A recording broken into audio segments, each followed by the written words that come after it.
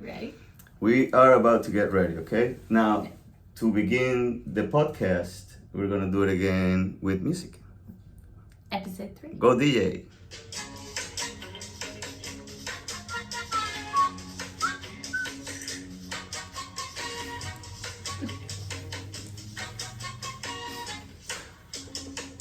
Welcome! Little salsa dancing. Yeah. I love to dance salsa. I know. Welcome to 30 Minutes Down South. Episode 3. Episode 3. She's Allison Parler. And he's Carlos Duringer. Finally, you learned my name. I know. Yeah, it's about Said it time. right this time. Yeah.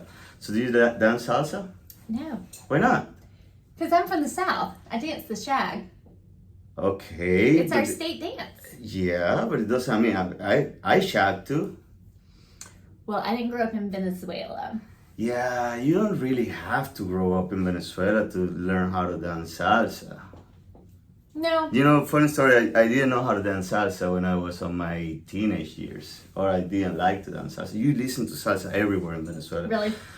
You go to every house and salsa all the time. There's in the public buses that I used to take salsa all the time. Pretty loud too. It was everywhere. So kind of rebel-wise, I listened to rock. And I listened to hip hop back in the 90s, you know. Oh, good stuff. Actually, the 90s was pretty good. 90s Rock was good, yeah. Better music than, hey, we're not gonna go there, but. We're telling our age.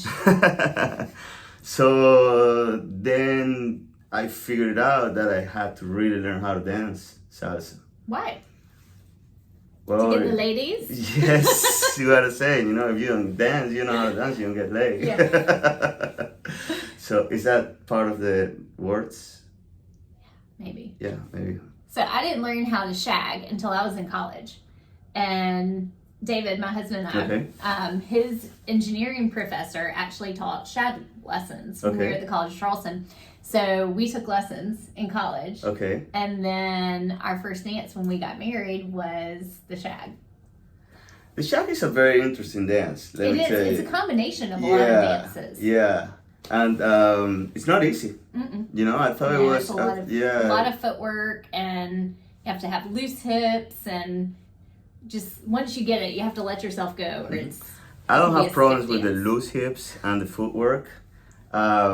It's just that it feels like you're counting. You're counting the steps. and 1, it's- 2, 3, 4, 5, You know, 6. I have not problem, but I find it more difficult to dance with somebody that is counting the steps when I'm dancing salsa. Right. I've been into like ballrooms where they teach salsa, and I just went to those classes, you know, and I see everybody 1, 2, 3, 6, 7, 8. 1, 2, 3, That's 4, when you're 5, so 6, stiff. 7, 8.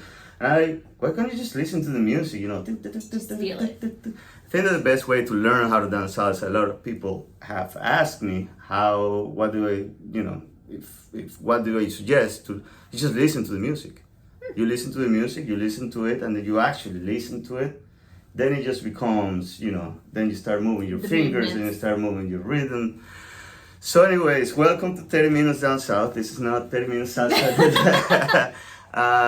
Listen to Hector Lavoe. If you're interested on it, Hector Lavoe, Marc Anthony, and from Venezuela, Oscar de Leon. Okay.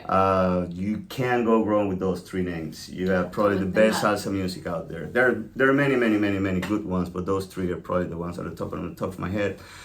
We were on episode 2 talking about we were going to talk about REITs. Yes, and we ran out of time. EIT when we run out of time, and what the effect they have on the market. So tell everybody what REITs are, because that's not a term that I'm super familiar with. Haven't had a lot of experience with it in my real estate career. So Well, explain it a little bit. I didn't know what REITs were up until like probably 3 years ago when I started to look into the stock market and started to read about them, because what a REIT is, and a REIT stands for Real Estate Investment Trust. Okay.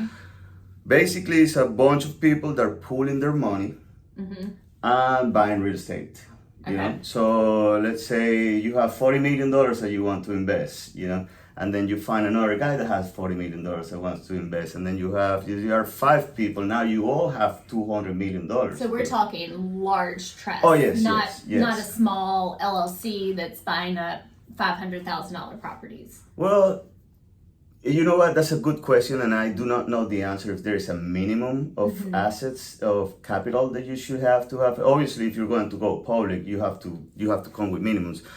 That's a good question. Maybe we can have a pool of 5-6 different investors, and they pool, and that qualifies as a REIT. At the end of the day, it's a real estate investment, so it's a trust that you set in order to purchase a real estate, and you do that because obviously. If you have certain amount of money, that is not going to be enough to buy certain type of real estate or certain amount of houses, because a lot of these REITs, what we're buying houses to rent. So they're different types. Don't get me wrong. That's not the only one. You have residential REITs, you have industrial REITs, and then you have commercial. REITs, right?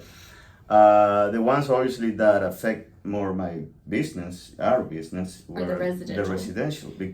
So I'm assuming those are the people, like there's a guy I listen to out in Arizona, and Arizona is having a hard time with their housing market right now because so much of it has been bought up in the last 2 years by investors strictly for rental use. Correct. And now they're trying to get rid of those investments, and they can't. Well, there was a lot of liquidity, but in the pandemic days, basically there was a lot of money on the streets, right? So a lot of people were looking where to invest that money, now, and you didn't go out, you didn't spend your money in restaurants, you didn't spend your money on entertainment, all that money that United States is known to have quite a bit of disposable income. Correct. Now it becomes okay, what are we doing here? You know, and then the stock market and the investment market became flooded with that money, right? So obviously a big chunk of that money went to the REIT's coffers. Okay. So if you're a residential investment trust that works with residential, real estate investment trusts that invest in residential, now you have extra money. So what do you do with that extra money? You buy real estate. Properties. You buy more properties.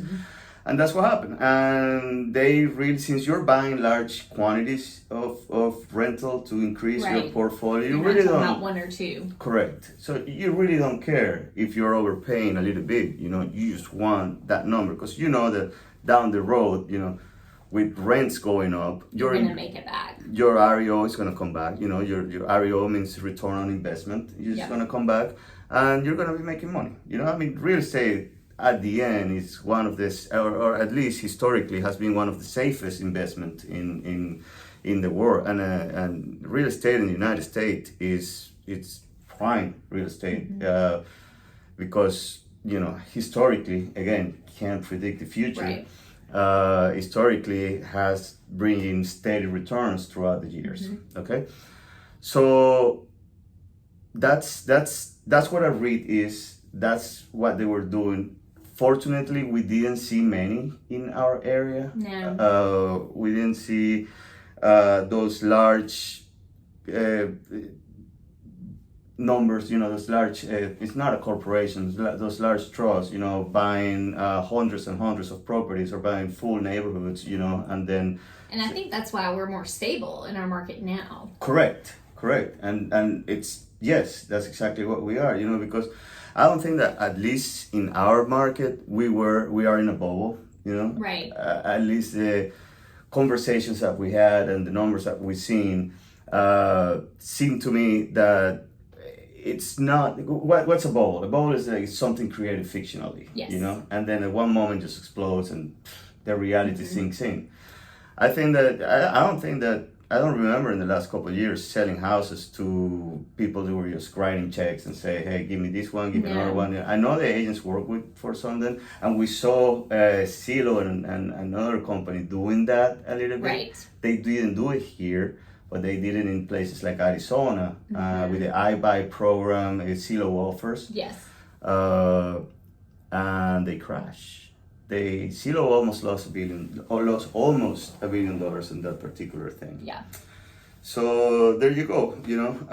Why it's important for us to know that? I think that it's important because that way you can have a little bit of a separation of the numbers that you see on national scale when you compare to the numbers that you see on a local scale. Right. And I always say that real estate is location specific. You cannot look nationally and, get your information from just national reports because it's so much different depending on what location you're in. Yeah. And we happen to be in the best location in the world, Chapin, South Carolina. We think so anyway. Yeah, we do. That makes our job so easy. It does. I mean, I can't imagine if you're a realtor in a place that sucks. You have to convince people, you want to come by here. No, we really don't. No, exactly, right? Over here, I don't know. There are people now saying, have you seen, they've put out those things, they're like, you really don't want to move to South Carolina. The mosquitoes are terrible. The roads are torn up. It's hotter than hell in the summer. Like, no, nobody wants to move here. Because we have so many people wanting to move here, they're trying to discourage it. Yeah, I've seen that there is a social media campaign by people that don't really like growth. No. And I can't blame them. To be honest with you, traffic has increased quite a bit since we moved down here 8 years ago. It has, but I don't have a problem with growth. I have a problem with irresponsible growth. And okay, I'm following. So when the area is allowed to explode with houses, but the infrastructure is not addressed. Okay. The schools are not addressed. So we have, and I'm not saying that we have that here, but, schools are overflowing with kids. They're being stuck in portables. Traffic is a nightmare because you don't have the road systems. So to me, I think what a lot of times people perceive as others not wanting growth, they really just want responsible growth. And they want, the government to help make sure that growth does not put, does not make it harder on the people who are already there. Does that make sense? You were born and raised in Charleston, right? Close to Charleston, about 45 minutes from there. How was the growth in there? So, if you want to, for example, compare to the growth here. Well, I grew up in a really small town, so we didn't have much growth at all.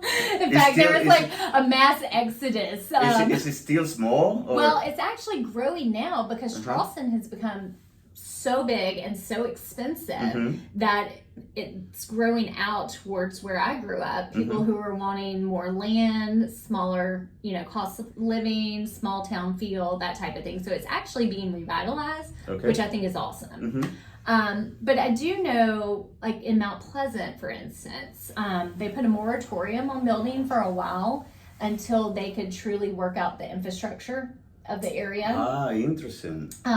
They also put a lot of responsibility back on the builders. Okay. So, for example, when the builders tore up the roads, it was their responsibility to come in and repair them. Do you think that we are seeing some of that, saying, well, the county of Lexington, which is the one that we live and we work most of our time? I think they've tried to do some of that, but at the moment they're kind of playing catch up. So if we were to do the same thing that Mount Pleasant did, does that mean that we will have to put some sort of moratorium? Actually, there was a moratorium. There was a moratorium. Yeah. And I think it's been lifted now, but once it was lifted, they actually had they changed their restrictions on building. Okay. And I'm trying to remember exactly what it was, but they cannot build as many houses on an acre and with the density on the land. And I agree with you. That's very important. I mean, because at the end of the day, you can't really stop growth, right? You can't really prevent it from happening. It's something that is beyond anybody's control. I mean, I moved here. What type of right do I have to tell other people that you cannot move down here? If you are able to and they're willing to and capable, go for it. Absolutely. There are a lot of developments going on. I've seen in my 8-9 years here in Chapin, I've seen so many changes. And I've seen so many changes in infrastructure too. Yeah. You know, which is encouraging. Which is telling me that people are getting ready, preparing for even more growth. Yes. Well, and I think you touched on in our previous episode the road work that's going on and how they really are starting to prepare for expanding that infrastructure. Yeah. It's a few year long project, but it's coming along, and we're seeing too our school board is sorry about that. Is looking at not even just rezoning schools, but changing around like the intermediate school back to the middle school or vice versa, just some different things so that we aren't faced with this problem of overcrowding. Yeah. Trying to get ahead of the problem instead of playing catch up. Yeah, I agree with you. One of the things that I like about this town too is the amount of parks that we have. You know. Yes. I use a lot Crooked Creek Park, Melvin Park too. They're beautiful fields. Do you play any sports? Not currently. I used to, but you know what I want to get into is pickleball. Pickleball? Yes. Have you heard? I have not. We have tennis courts in my neighborhood, and some of the adults are now doing pickleball. I have a hard time saying that. Okay. At night, like once a week or something. So I'm like, I gotta get out there and learn that. But my fear is my eyes are terrible, which is why I quit softball years ago and tennis.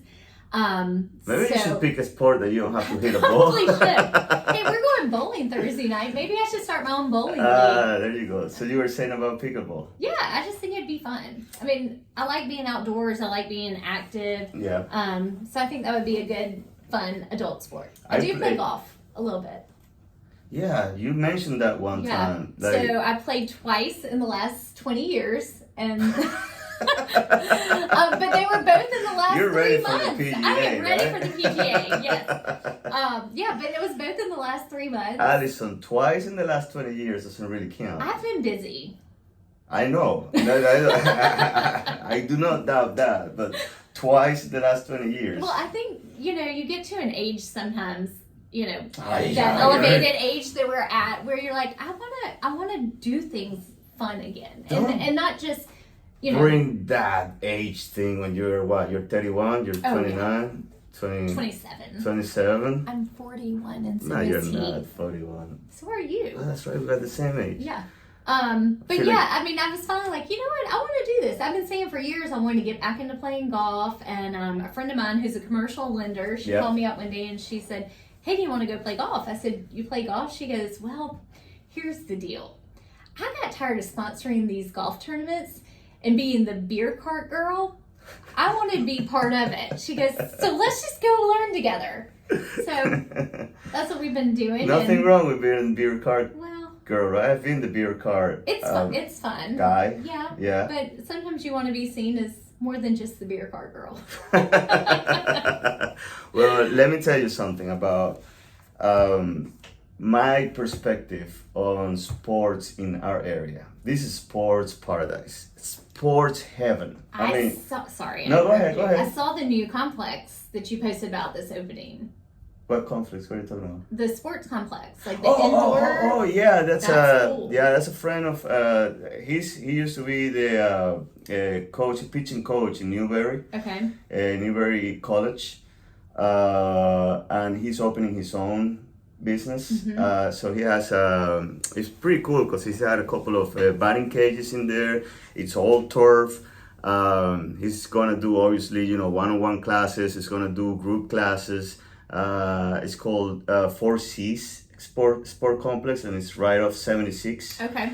There was nothing like that in Chapin, so he's gonna be the first one in Chapin, and it's right there off 76. I think that it's going to be a pretty good place. When you play baseball, 90% of the time you're gonna play it outside. Yeah. Right?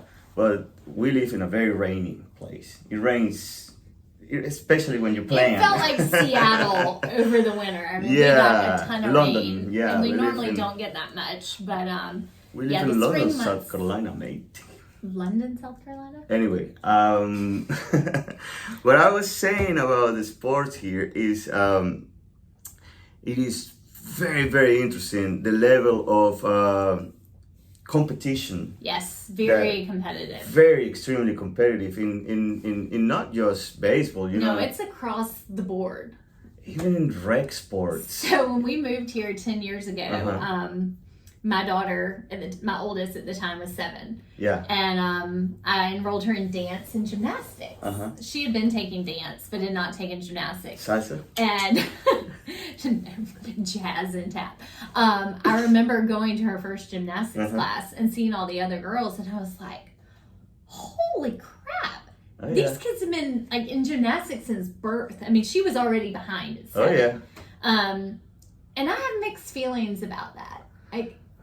You have mixed feelings about the dedication and commitment? It's not the dedication. I feel like, and I don't think it's just local to our area, but I feel like kids these days are forced to make a choice in what sport they're going to play. Like when I grew up, we did everything. I mean, we played tennis, we played softball, we played basketball, I cheered. And because I was in a small school, if everybody didn't play everything, you couldn't field a team, you know? Not just because you were good. No. It didn't matter if you were good. You were alive, warm body. Let me interrupt you here, you know, because yes, I think that you touch a great point. I mean, nowadays, the kids get so specialized in their sport that the only way that they can even dream about playing for their school and represent their school in certain sports is by dedicating themselves to a lot. Because it was crazy to see the level of all the kids in the middle school team. You know, they were really good. They're really so good, you know. But don't you think it causes early burnout? No, because, well, yes and no. Okay, to be honest, I wasn't raised that way, so I cannot tell you for personal experience. And my son is only 12, so I guess that in 12 years I see what happens, you know, and I can probably give you better, accurate data. But he loves what he's doing right now. He does, and that It's to a me passion for him. is the most important thing when you bring your kid and you expose your kid or somebody else's kids or whatever to any sport, you know. Like, I think that it's more important to feed that passion for the sport just to have the rewards of that passion of practicing that sport, rather than, we're going to do this because that's the only way that you're going to get a full ride in college, you know, or because think they have to be passionate about it. Yeah, and you know, and if you're not that passionate, that's fine too. You really don't have to be 100 passionate. There are other rec leagues. My kids are not that passionate. They've tried everything. Everything? My middle one's in dance again this year. Yeah. After she had taken a Get her to dance salsa, She man. told me the other day. She what said, type of dance she does? Lyrical, jazz, and ballet. Ugh. She told me the other day, she goes, Mom, I don't think I'm going to dance next year. I mean, I know I'm really good at it, but that's what she says. She's 9. I know I'm really good at it, but I think I'm going to explore some other options. What are the options? She wants to play softball, take gymnastics, and tennis. There you go. Well, she can practice softball in the 4 Cs. I know, that'd be cool. That is one really good thing about this area, is there are so many options. If they aren't dancers or they aren't baseball players, it might be horseback riding. You know what we're missing though here? What? A good dedicated in Chapin, because there's a couple ones in Irmo, and they're pretty good. But Chapin doesn't have a dedicated martial arts. They don't, because we were driving to St. Andrews Road. We were driving to Irmo. We went. I did Taekwondo for 5 years. Yeah. Maybe you should open one. No, I don't have the time. I wish to, but no. And now we're into boxing. We do boxing in White Rock. I've been doing this, it's almost going to be a year. I've done so many sports out, and I can tell you that boxing really kicks my It's full body. Oh, yeah.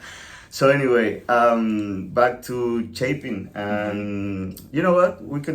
I can talk about sports in Chapin for hours and hours and hours, because that's also one of the reasons why we decided to move down here. Let me tell you a little story about it. When Damien was... He always has a story. When Damien was, I want to say, a year and a half, I would always ride my bike to my work. We're living in New York City, right? Well, actually, we're living in Hoboken, which is right next to New York City. And for us to go from my house to his daycare, we had to go through 10 blocks. You know, imagine in busy intersections on a busy city. So we had to go 10 blocks to them. He started to use the scooter, two-wheel scooters. It was most difficult to do, and you have this little tiny 1 year and a half, you know. Oh my so goodness. I'd ride my bike in front of him. He will be chasing me, and then I park in the middle of the intersection. Oh, that gives me so much anxiety just thinking about it. I thought you were going to say you put him in a baby seat on the back of your bike. Oh, I did that once. I did that several times, and then I had it on the back. I didn't have it in the front. And the front is stupid. Yeah. I don't think it's safe to put your kid on the front, so I put it on the back. One day I forgot he was there, and I was just like sliding through the vehicles, and Elise was behind me, and she was just like yelling at me, "Stop! Stop!" And I just completely zoned out, and I was like in and out of cars, and people were honking at me. Like, there's a baby on there. I was like, "Oh shit, my baby!" You good, David? David was sleeping. He was taking a nap, you know. It was right off his life. So he went to his daycare on a scooter. That's you know, nuts. Before he was 2 years old, right? So I parked I parked my bicycle, I parked his scooter, and we'll take him to the classroom. There is a kid over there. That his father and I became a little bit of a friend. You know, that kid was able to speak 4 languages before age 2. Oh, that's amazing. He was one of those, you know, like super smart, and he would speak English. He was, I mean, not fluently, but you know, he will understand a lot of words. They're little sponges. Yiddish, because they were Jewish. Okay. Italian, and he was touching some words in French and in Spanish, you know, so Spanish, English, Italian, and Yiddish. So, you know, at that point, Damien's only word was fast. So the guy was like, "Man, your son is going to be such an athlete. Well, you know, your son is going to probably represent him. I want that guy representing my son." But that makes me think about raising him in a place like a big city, you know, with limited space for open air sports, and limited place for just going out and sweat outside. Also, the weather is different too, you know, so much it's very limited. To be outside year round. Not just in space, but weather-wise. And when we came here, you know, it's like music to my ears, watching all these beautiful baseball fields, the grass, you know. It was definitely one of the reasons, you know. And for my son, you know, I think that it was a great decision. You know, he started to play soccer. We started to do taekwondo together. I coach his baseball team. Mike DiMaria coaches his first soccer team. I got another story with Mike, and he's gonna love this because you have 90 seconds. I got 90 seconds, quick. So I was breaking into the industry as a real estate agent, right? So I figured out with my background in photography, I'm gonna offer all the kids pictures, and then that way I can get the parents' emails, you know, I can get I can get in touch with them. So I set it up. An ulterior motive. Of course, you know, marketing. I mean, come on, everybody does, right? So I went into, you know, present myself, and I take the pictures just fine. You know, emails, boom, boom, and I take the pictures for all the team. I will send you pictures. Guess who sponsored the t-shirts? Mike DiMaria with Remax. So now he put his name all the way in the back. So it says Mike DiMaria with Remax. So I'm taking pictures of the other kids advertising his name. Great start as a realtor. So he was a better marketing person than you. He at was, least at that point. And he had more money. So he could pay for the shirts. But anyway, 30 minutes on the nose. That's right. Man, time flies. It does. I really think that 30 minutes is a good number. Feels good to me. It does, right? Yep. Anyway, see you next week. We're going to keep trying to do this once a week. Once a week. Let us know what you think. We love constructive criticism, feedback. Not really. Well, be nice. Ciao.